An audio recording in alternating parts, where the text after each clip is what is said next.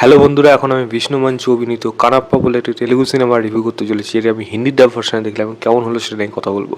এখানে কাস্টিং বিভৎস রয়েছে, যার মধ্যে তিনজন ক্যামিওর মধ্যে যার বড় বড় নাম, যারা অক্ষয় কুমার, মোহনলাল এবং অবশ্যই প্রভাস। কানাপ্পার গল্প যদি ছোট করে আমি বলি, একজন নাস্তিক ব্যক্তি ছিলেন এবং সে একজন যোদ্ধাও ছিল। সে তার নিজস্ব গ্রামবাসীদের বা তার যে জাতি, তার যে ট্রাইব, তাকে বাঁচানোর জন্য তার কর্তৃত্ব, তার লড়াই, এবং শেষে এই নাস্তিক ব্যক্তিরা কীভাবে একজন আস্তিক হয়ে উঠলো এবং শিব ভক্ত হয়ে উঠলো এবং শিবকে সে নিজের চক্ষু দান করেছিল এবং তারপরে শিব সেখান থেকে খুশি হয়ে তার উপর কী বর দিয়েছিল। এর থেকে বেশি জানতে হলে আপনাকে সিনেমা হলে গিয়ে 3 ঘন্টার উপর এই সিনেমাটা আপনাকে দেখতে হবে। দেখুন, মেন কথা ডিভিশনাল গল্প, যেটা তারা বরাবরই মানে আমরা বলে এসেছি যে এটা ডিভাইন গল্প। তো সেখান থেকে যদি ভেবে দেখি, এই সিনেমার যদি ভালো দিক হয়, শুধু একমাত্র ক্লাইম্যাক্সের ওইটুকু সময় 20-25 মিনিট যা যা জিনিস ঘটে এবং যে চক্ষুদানের যে জায়গাগুলো রয়েছে, সেখানে বিষ্ণু মঞ্চ পারফরমেন্স হোক, সেই জায়গাটা যেরকম করা হয়েছে সেটা কিন্তু ভালো লাগবে।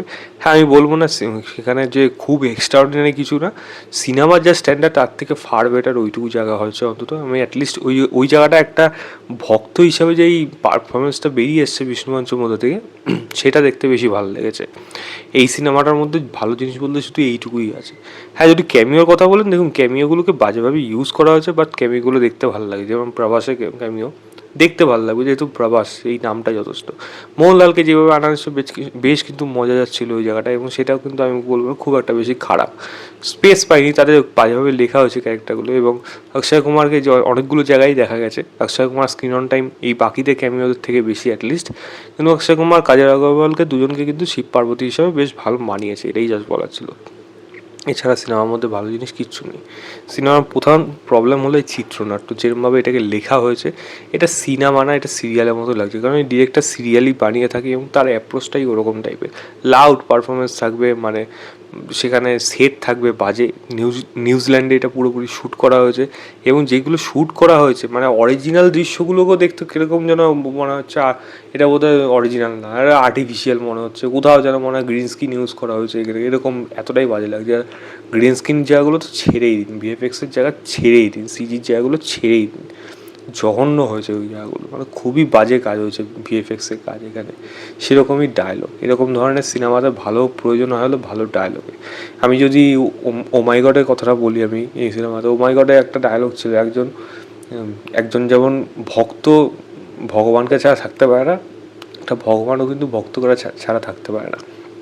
এই থিমটা কিন্তু অনেকটা সেরকম, গল্পটাই কিন্তু সেরকম, একটা ভগবান এবং একটা ভক্তর বন্ডিংয়ের গল্প, একে অপরের প্রতি বিশ্বাস অর্জন, তাকে যে মর্যাদা যেটা সে এতদিন দিত না, সে এখন দিচ্ছে, কেন দিচ্ছে, এবং আর মনের ভাবনাটা কীভাবে চেঞ্জ হচ্ছে, এইগুলো কিন্তু গল্পের মধ্যে উঠে আসে। কিন্তু প্রবলেম হলো শুধু ক্লাইম্যাক্সটা বাদ দিয়ে বাকি শুরুর দিকে যা যা জিনিসগুলো ঘটে সিনেমাটার মধ্যে, সেটা যথেষ্ট ভালো না অ্যাটলিস্ট। এবং এর সাথে ছেলে বাবার একটা অ্যাঙ্গেল আছে, যেটা মানে রিচুয়ালস নিয়ে একটা অ্যাঙ্গেল আছে, সেগুলো ভালো। এবং কনফ্লিক্টগুলো যা যা দেখিয়েছে সেগুলো আমি বলবো ঠিকঠাক, কিন্তু বাকি যা যা এখানে অ্যাকশান জোর করে ইউজ করা হয়েছে, অ্যাকশানগুলো দেখতেও ভালো লাগছে না। রোমান্টিক অ্যাঙ্গেলগুলো, আমি যদি এই সিনেমাটা না হতো, আমি বলতাম অন্য সিনেমা হলে আমি বলতাম এটা ঠিকঠাক আছে, কিন্তু এই সিনেমার জন্য এরকম ধরনের রোমান্টিক অ্যাঙ্গেল আনাটা খুব একটা বেশি প্রয়োজন ছিল না, যেটা আমার এখানে দেখে মনে হচ্ছে। আমি যেরকম বললাম, ক্যামেরার কাজ খুবই বাজে, এবং ফ্রেমিং ধরা মেন কথা, যে আপনি কীভাবে শটটাকে নেবেন সেটা বোঝা উচিত। একটা সিরিয়ালের মতো এরকম জুম ফেসে যদি এরকম এখান দিয়ে কোনো এক্সপ্রেশন নেয়, সে আর মধ্যে লাউড পারফরমেন্স মানে ওভার অ্যাক্টিং হচ্ছে, তা ভেবে দেখুন ওটা কীভাবে টলারেট করা যায়। এই সিনেমাটা সেরকমই ধরনের হয়েছে, মানে সিরিয়াল যদি পছন্দ হয় আপনার, তাদের জন্য এই ধরনের সিনেমা ঠিক আছে। এটাকে সিনেমা বলা অ্যাটলিস্ট উচিত না, এটা 3 ঘন্টার উপর একটা সিরিয়ালই হয়েছে রীতিমতো। এই মানে প্রচণ্ড বিরক্ত করে, এবং এত বড় প্রচণ্ড বোর লাগছিলো, প্রচণ্ড মাঝখানে প্রয়োজন ছিল না, জোর করে টেনে টেনে এগুলোকে বড় করা হয়েছে। এডিটিং প্যাটার্ন খুবই বাজে করা, অনেক সিন কেটে দিতে পারতো। এবং মেন কথা হলো চিত্রনাট্য, যেটা প্রথমেই বললাম, একটা গল্প এরকমভাবে আপনাকে দেখাতে হবে যেটাকে প্রথম থেকে মনে হবে না এই লোকটা এরকম কেন, এই লোকটা কবে ভগবানের দর্শন পাবে, দর্শনটা যখন পাচ্ছে সেটা যখনভাবে আসলো ঠিক আছে, খুব ভালো হয়ে গেল না, তার জন্য আগের স্টোরি বিল্ড আপে অনেক প্রয়োজন থাকে, যেটা এই সিনেমাটা করে উঠতে পারেনি। ক্লাইম্যাক্সটা যেটা বললাম, ক্লাইম্যাক্সটা আপনার কিন্তু খারাপ লাগবে না, ক্লাইম্যাক্সটাই জাস্ট সিনেমাটার মধ্যে একটা ইউএসবি বলা যায়, আদারওয়াইজ কিন্তু এই সিনেমার কোনো জায়গা, কোনো মুহূর্ত, একটা মুহূর্ত কিন্তু ভালো না এবং রীতিমতো মানে টলারেট করা যায় না। এবং সিজি ভিএফএক্স কাজ তো দেখে আপনার মনে হবে প্রভাস আসছে, এর থেকে আদিপুরে ভিএফএক্স ভালো ছিল, এরকমও মনে হবে। মানে খুবই খুবই বাজেভাবে এই সিনেমাটাকে বানানো হয়েছে, মানে পরিষ্কার বোঝা যাচ্ছে মানে এরা জাস্ট বিষ্ণু মঞ্চু লিখেছে এবার নিজে অভিনয় করছে, এবার তার এত টাকা খরচা করে এই জিনিসটা বানাচ্ছে, কোনো প্রয়োজন ছিল না। আরও অনেক বেটারভাবে বানানো যায়, ইচ্ছা থাকলে সবই সম্ভব হয়। তো আমার কাছে এই সিনেমাটা একটা ব্যাড অ্যাটেম্পট হিসেবেই থেকে যাবে। আমি ম্যাক্সিমাম এটাকে 1.5 দেবো আউট অফ 5।